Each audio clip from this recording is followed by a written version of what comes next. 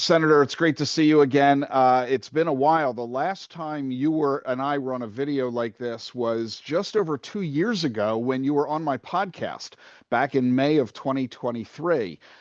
And back then, you had not yet announced your decision to run for the U.S. Senate.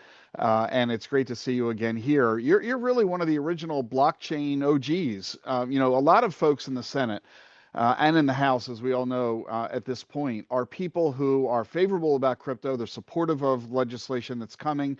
But quite frankly, there's an attitude among a lot that it's convenient politically to be supportive of crypto these days. But that's not your story. You've been involved in crypto for a very, very long time. You were one of the early blockchain entrepreneurs.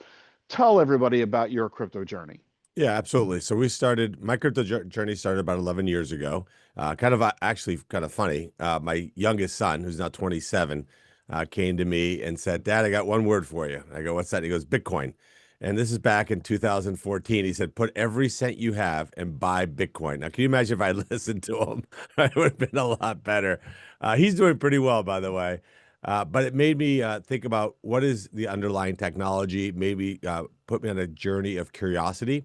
It actually led me to sell my automobile dealerships. I had 15 rooftops, 30 brands. My financial advisor, a gentleman named Shane Bigelow, who was running Bernstein for the Midwest, he quit his big job. We started Champ Titles together. People thought we were crazy. Ricky, this is a typical entrepreneur story, right? Where everybody tells you it can't be done, impossible, no way. We were selling software to state governments using a technology nobody had ever heard of, saving them money, which honestly they don't really care too much about, unfortunately. But fast forward, I sold my shares in the company because I didn't want to have the conflict of interest to Stephen Cohen. So when you have an exit to a very established investor, you know that this technology is very mainstream. The company's That technology you're referring to is blockchain technology. Yeah, blockchain technology. We actually power the vehicle titling system in about 9 states. So the technology is very efficient, very strong, zero error rate. So we're very happy with it. We also hosted 3 conferences in Cleveland around blockchain called Blockland. It was very successful, over 1,500 people in each conference to really create the ecosystem. But look, at the end of the day, this is what the future looks like, and you can either embrace it or you can stick your head in the sand. And we want to make sure that Cleveland really embraced it and moved forward. So you're right that you were very, very early at this and recognized the not only the opportunity but the power of this technology. But talk about the shift. The company's doing very well. Most folks are unaware of the fact that odds are pretty good if you own a car and you have a car title, that is being handled through your company's blockchain technology. Started in West Virginia, did it not? And Yep. now spread to a bunch of other states. Yeah, exactly. So when you go out and buy a car, instead of getting a physical piece of paper, it's now a digital representation of that title. It's easy to track. Of course, it's an immutable ledger, as we all know. It saves the states tens of millions of dollars. It makes the government dramatically more efficient. So does that sound familiar? Right. So we did that. I had obviously no intention of running for political office. This is a journey that I've been on, like I said, for over a decade. It's amazing to see how the industry has changed. I remember my first blockchain conference in 2015 was 200 or 300 people. Now it's gone full mainstream. Thousands of people go to this conference. The President of the United States talks about it. It's really, really exciting to see how this technology has blossomed. So why the shift? Why did you decide to sell the company, which was a huge financial decision, in order to eliminate conflicts of interest so that you could then run for the U.S. Senate? Yeah, I didn't want to have any conflicts. I was running against a guy who had won 18 and 19 elections, was the chairman of the very powerful banking committee, a massively anti-crypto guy. He raised $300 million. And I knew that the way I could win was by having total and complete focus. So liquidated all my assets, turned it into cash or real estate so that my attention, my brain power would be used to winning this election. And I outworked them. And I kept them to 46% of the vote, by the way. We ousted a really bad guy. And the reason I decided to run, Rick, is very simple. I'd ask your listeners to really think about this. You can either give your kids a financial inheritance, a check, and say, "Hey, here you go, son or daughter. I've worked my whole life and I've set you up for the future." Or you can dig deep and go in and serve your country and leave them a better inheritance, which is a better country, a country where they can do whatever they set their minds out to. And that's what I decided to do. That's what motivates me every day. How do we make this country better? I live the American dream. You have, Rick. A lot of the people watching this have. To me, that's the ultimate gift that you can give our children. It is clearly an entrepreneurial capitalist attitude that you're demonstrating, which is unfortunately not shared by everybody in the country, and decreasingly so. And yet your focus from going from entrepreneur, business owner, business builder to public service was a really momentous issue, especially at the timing that you did it, and it wasn't your choice. The Senate seat you were vying for, as you noted, held by Sherrod Brown, who was one of the most powerful members of the U.S. Senate and had held that role for 18 years.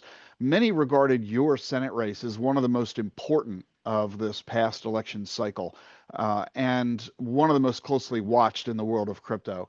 The fact that you defeated Sherrod Brown was considered a major sea change for what this is really saying about the electorate and its attitude about crypto, that Brown represented basically the past, you represent basically the future. That's what most are saying about this. Do you agree with that overall sentiment? Yeah, I mean, certainly this is a guy that was vehemently anti-crypto, by the way, for no reason other than total and complete ignorance, right? This is a guy who has no business talking about digital assets. I often said on the campaign trail, Rick, that if you went to a Cleveland Browns game, closed your eyes and threw a football into the stadium, whoever caught that ball knows more about digital assets than Sherrod Brown did. And yet here he was, chairman of the banking committee, not allowing any crypto legislation to go forward, one way or the other, meaning total uncertainty. So what we had was a regulatory regime that was enforcement by regulation, right? So you would go in, you didn't know what the rules were, but you got punished for following rules that you didn't even know existed, was throwing that technology outside the United States. But we got rid of him. He was Elizabeth Warren's puppet. Now, Elizabeth Warren does understand the technology, and what she understands is that decentralization is a clear and present danger to the power of the deep state bureaucrat. If you want to control the American people, control access to the financial system, and control their money. So a decentralized approach, decentralized finance, is a threat to what she wants, which is two, three, four banks that are completely controlled by the federal government. You can imagine how bad that would be for democracy and for freedom. Now, you've mentioned that you got early involved, thanks to your teenage son, back in 2014 in blockchain technology, built a highly successful business. And you've identified and cited a use case that I don't think anybody is really familiar with. I think people are shocked to hear that car titles are now being delivered by car dealers via blockchain technology in 9 states and counting. Uh, that's a use case that answers the question that many people have: is what's the point of crypto? Where's the usage in business? You've just cited a very early and successful example that I think a lot of folks would be surprised to hear. So elaborate on that. Is there an impact, or where is the impact on how significant blockchain technology will be for everyday Americans? Yeah, absolutely. But because what it does is it allows processes that were typically done through paper to be done digitally. It saves enormous amounts of money for everybody in the ecosystem. When you go out and buy your car, the idea that you have to have a physical piece of paper to prove out ownership is something that in 10 years we're going to look back and go, that is nuts. There's no way that was true. It's kind of like what we explained to young kids today what Blockbuster video is all about. And they say that can't be true. You got in your car, drove to a store, checked out a videotape. Like, that doesn't even make sense. They get mad when they can't stream the video in 3 seconds. So look, these conversations around blockchain, around AI remind me of when I was in college in the late 80s. And I had a laptop, I had a computer, and my roommate would go, "What are you doing? What is that thing for?" And I said, "Well, it allows you to communicate with people all over the world." And he literally looked at the computer, looked at me, and goes, "That's stupid." So, what would people ever use that for? So, look, we have to be a country that is absolutely where innovation happens, that we allow people to make the impossible possible. And what was happening as a result of the attack on crypto was that we were straying far away from that mission. We were going to the place where government dictated innovation, and that's not a good place. Government is not built for innovation. Government is built to provide a petri dish so that maniacal entrepreneurs can dream up their biggest ideas possible and then make them happen. Well, we now have a president who is highly supportive of crypto and crypto technology. We have a House and a Senate where reportedly the majority of members from both parties are supportive. And so there is widespread optimism that we're going to see legislation and regulation in this presidential cycle, this 4 year period, that we didn't see in the last 4 year period. So, talk about what you see happening in the Senate. Talk about the crypto legislation currently being considered and your outlook for passage for all of that. Yeah, so the first salvo was a bill that Senator Haggerty and Senator Lummis have put forward called the Genius Act. That's strictly only about stable coins. The biggest challenge we've had with that bill is that it's taken a while to get the bill on the floor and actually debated. The Democrats actually killed it using the filibuster at the first pass. And what that's done now is it's opened up the bill to special interest groups that are attacking it at all different levels.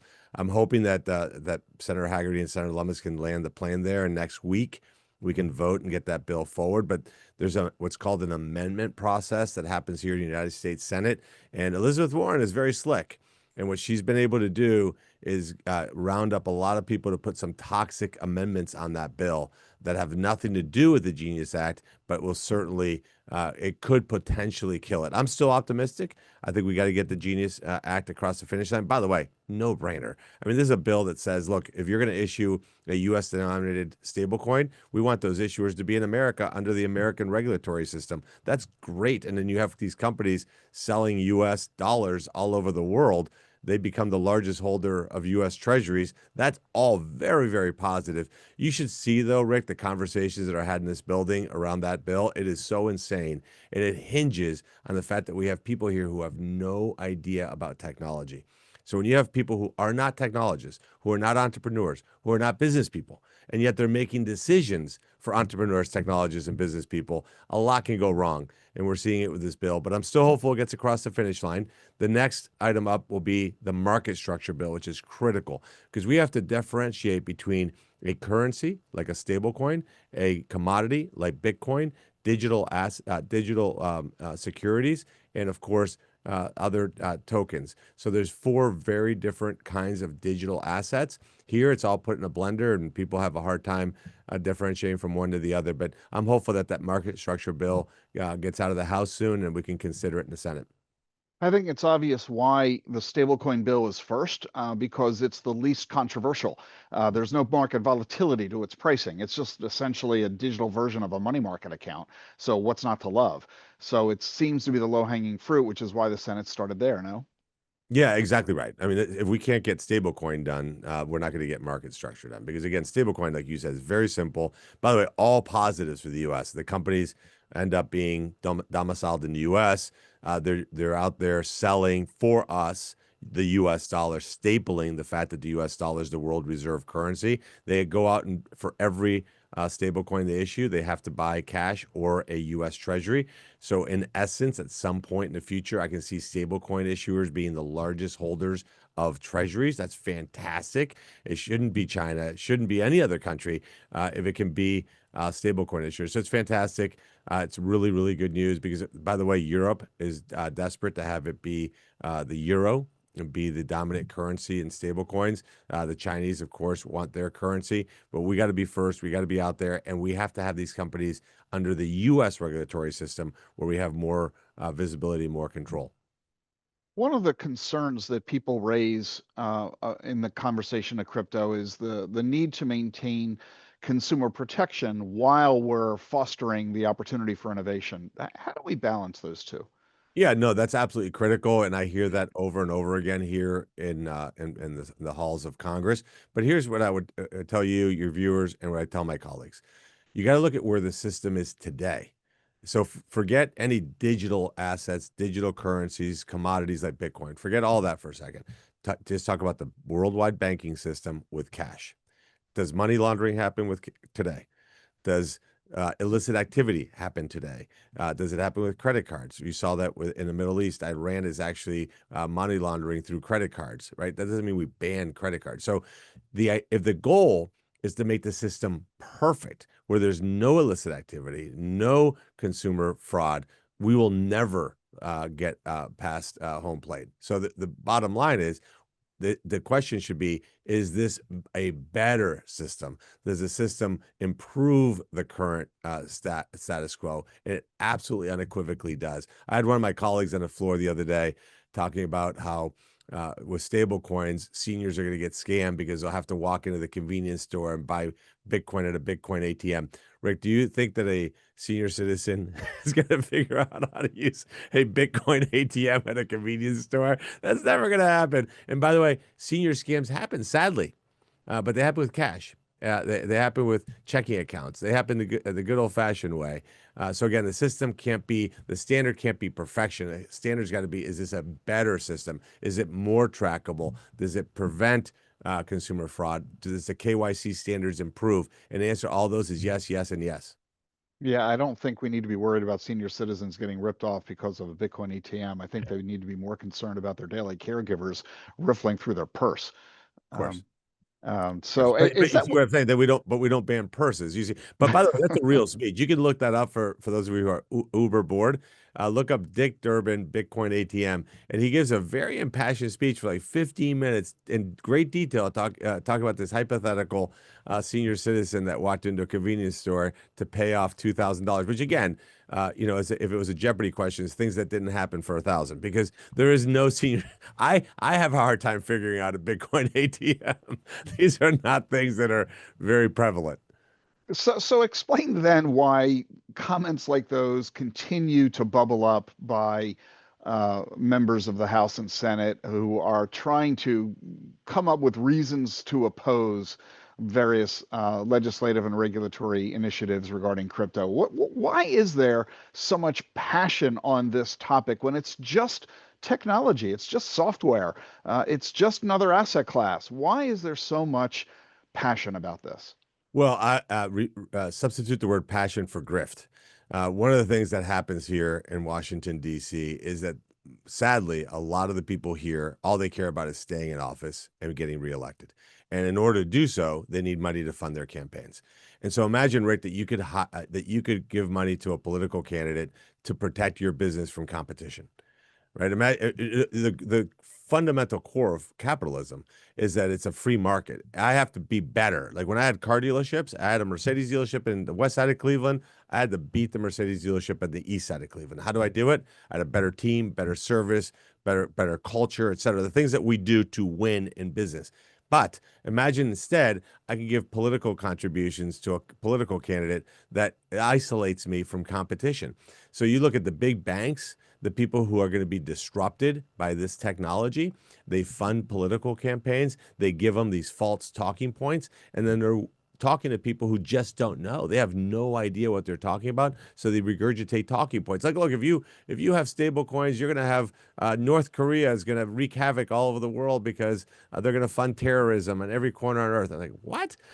How does that even true? By the opposite is true. It's dramatically more trackable. You move $1 billion in stable coins, that issuer is going to know $1 billion just got moved. They use the same example with commodities like Bitcoin. Bitcoin is infinitely more trackable than cash, and yet they repeat these things over and over again. Pablo Escobar, who's from the country where I was born, had allegedly so much cash that he would spend $20,000 a month on rubber bands to wrap all the cash with, right? So he was perfectly fine doing his terrible activities before the advent of digital currencies. But these special interest groups plug these talking points in these politicians' heads, give them a campaign contribution, and that's how these things happen. It's a terrible part of our system, which is why we need more business people, more entrepreneurs to take the leap, run for office, and join me here in Washington, D.C. It's really, really important because what we need is people, what our founders envision, people that are coming here to serve their country and then are going to go home after a period of time. Yeah, it's so true. It's easy to offer a soundbite that is meaningless and immaterial. Bitcoin's bad for the planet. It takes 3 seconds to say it, but it takes 20 minutes to refute it. Yeah. And that's kind of the problem in today's soundbite era. And when folks don't know what they're talking about, it's easy to sit back and rely on a soundbite just because it sounds good. Well, And I'll give you a good example of that. So one of the things I hear all the time from my colleagues, they're like, I don't even understand how blockchain works. So it can't be good. I'm like, oh, okay. Well, let's dig into that one. How does text messaging work? Explain that to me. In other words, how can I send you a text from my phone to your phone? How does that technology work? How does the internet work? How can I Google something? Explain to me how Google works. And they look at me with, glazed eyes. I'm like, exactly, because you don't understand how the underlying technology works. Has nothing to do with what that technology does, what it accomplishes, right? Texting allows us to communicate quickly. The internet allows us to search for the database of information all over the world. And blockchain provides an immutable ledger where we can store information without any interference from hackers or from people who want to change the underlying data. That's what's important. And stablecoins allow frictionless movement of money between parties. Those are the things that you want to innovate. But again, I'll go back to my fundamental point. We want innovation to happen right here in the United States of America, and the government's got to get out of the way of innovation. That's the most important message for my colleagues here. But again, these special interest groups, Rick, they're very powerful. They have a lot of money. And they influence, unfortunately, politics a lot. And that's why the crypto industry, 3 or 4 years ago, realized that and had to start a counterbalance to say, hey, look, if the special interest groups have got all this money, by the way, much more money than the crypto industry. It's reported what the crypto industry spent. Believe me, take all the money from the big banks and the financial institutions and Wall Street, and it's probably 5x what the crypto industry has. But at least there's a counterbalance now.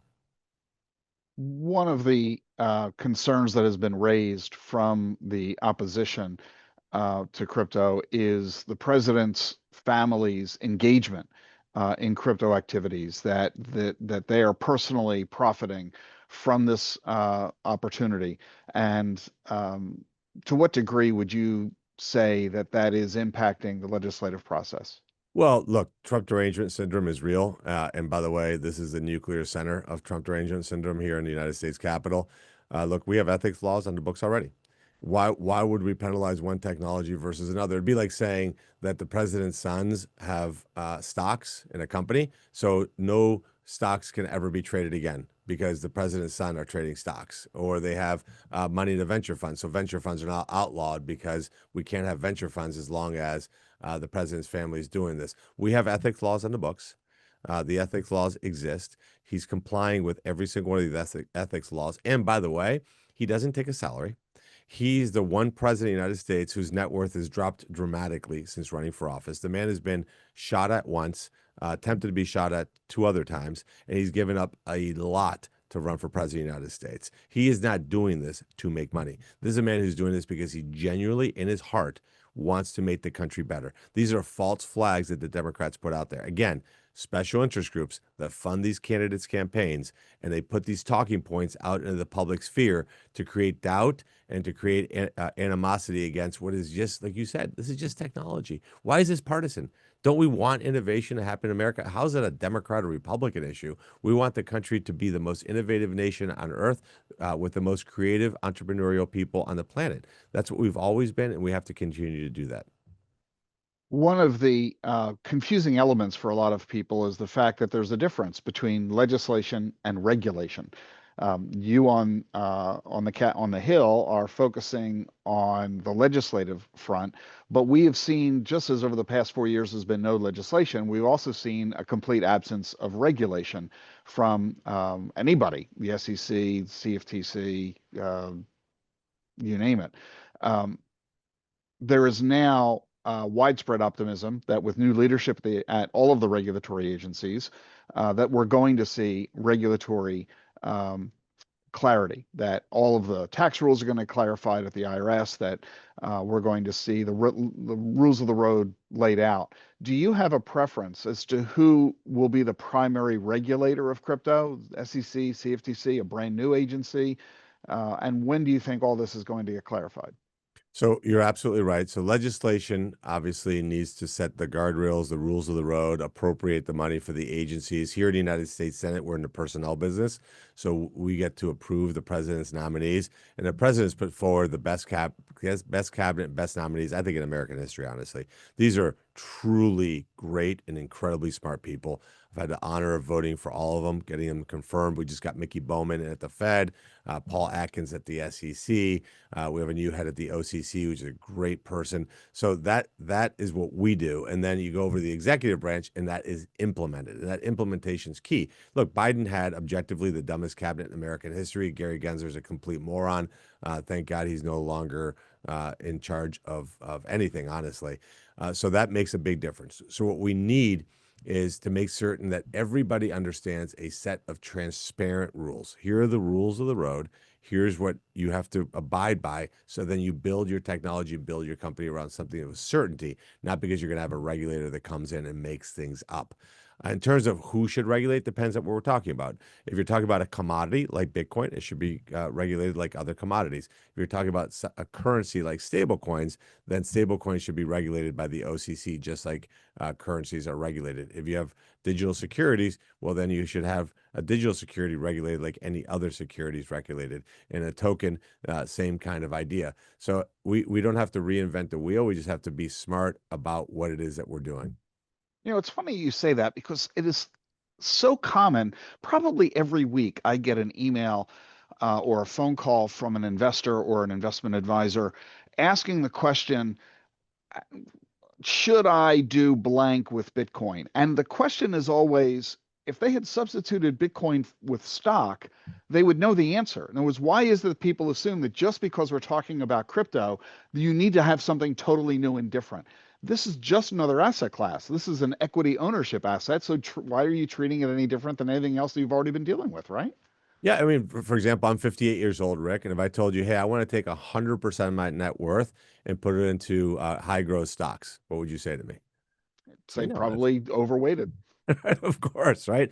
Now, if I said I'm not going to have any stocks, you'd say, well, it's probably underweighted, right? So Bitcoin is no different. Look, you'd say carve out some number that is reasonable, right?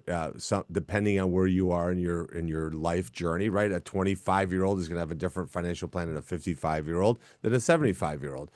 So there's no difference. But what the special interest groups have done is they've created this cloud of doubt over digital assets. Like all of a sudden, it's like voodoo. It's again back to the Durbin speech. He goes, they say stable coins are indexed to the dollar. There's times when it's over or under the value of a dollar. Yes, because that's how trading works, but it's within tiny, tiny little margins, right? By the way, stocks also go up and down in value.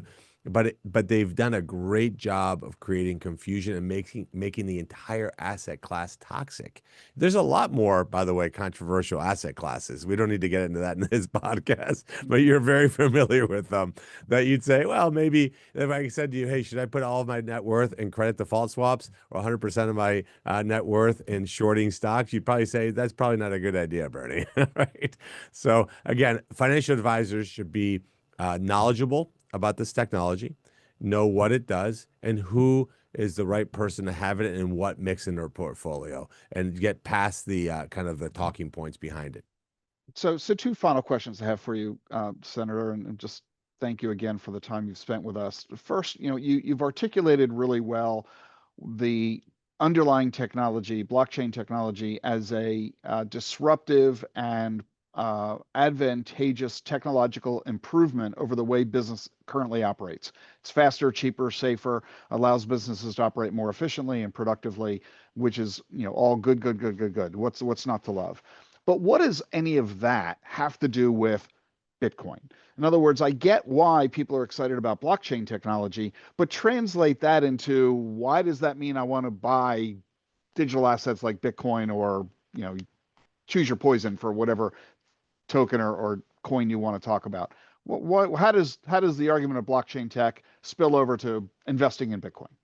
Well, you can't have a strong blockchain ecosystem without Bitcoin because you need the underlying infrastructure. The plumbing, so to speak, has to be built. The argument for Bitcoin would be the argument for any commodity. Again, if I said to you, I'm going to put 100% of my net worth and buy silver, you probably say, well, don't do that. That seems like that's not a good investment strategy. So it's just a commodity like any other commodity. The argument for stablecoins is very simple. And I think if you watch this video 15 years from now, and you think that today in 2025, if I walk into a Bentley dealership on a Saturday and I have a high school reunion that evening and I want to show up in a Bentley to show off to my friends, right? By the way, real reason people buy these cars, I know firsthand, being one who sold them. You can't actually buy the car. Think about what I just said. You can't buy the car on a Saturday because banks are closed. I can't wire that dealership that money. Think about how nuts that is. And by the way, to wire money, even on Monday, I have to call somebody, give them a whole lot of information. They repeat it to me. Then they call me back at some point, repeat the same information I just gave them. At some point, next hour, 2 or 3, the money goes by. Think about how nuts that is. Think about watching this video in 15 years, saying that that's the reality today in 2025. With stable coins, boom, snap a finger, that money's in the bank account of that Bentley dealership. I drive off with the Bentley. I don't care if it's Saturday morning, Saturday night, Sunday. This allows interchange. Any of you think about foreign exchange? If I'm sending money overseas for whatever reason, I'm a multinational company, the fact that it takes a week to transfer money from one bank to another across country lines, that's nuts, with massive fees. So those are the things that stable coins are solving. Bitcoin, again, is another commodity. Digital securities makes a lot of sense. Why would we need to have, again, paper that represents the ownership of digital securities? Tokens, which allow transactions between businesses with smart contracts, is just good system. But none of that happens without building the infrastructure. And that infrastructure requires adoption of Bitcoin to create that underlying plumbing. We've been talking entirely today so far about what's going on at the U.S. Capitol, in the Senate particularly, and Washington broadly. But the states are also busy doing their own thing. Talk about what you're seeing in Ohio, where you're from and whose state you represent, and what you're seeing in other states as well around the country. Look, Wyoming, thanks to Senator Lummis, is definitely ahead of everybody else. I'm hoping that Ohio catches up. We need to have much more clarity and a much more friendly environment for digital assets state by state, because you know, just like in the banking world, some banks are regulated by the federal government, some are regulated by the federal government and states. So the reality is states have to step up. But again, it goes back to the knowledge base. Like I said, Rick, we got to amp up the knowledge base, encourage the people watching this to really go out there and educate their state legislators, educate their federal representatives, because the educational lift is high. I don't want to give you the last word, Senator. Everyone in this audience, as you know, are financial advisors. What takeaway do you want to give them? The country is about to enter a golden age. We are going to solve tariffs. We're going to solve taxes. We're going to solve regulation. We're going to solve the government debt problem that we have in this country. All that is going to land in the next month or 2 or 3, where we have total certainty on taxes, certainty on regulation. This economy is going to boom. We're going to see GDP growth like we've never seen in this country before. I've never in my life been more optimistic about the future of the country than I am right now. That's Senator Bernie Moreno, Republican of Ohio. Thank you so much for joining us on the stage here today. I really appreciate your time. Thank you, Rick. And sorry I couldn't be there with you in person.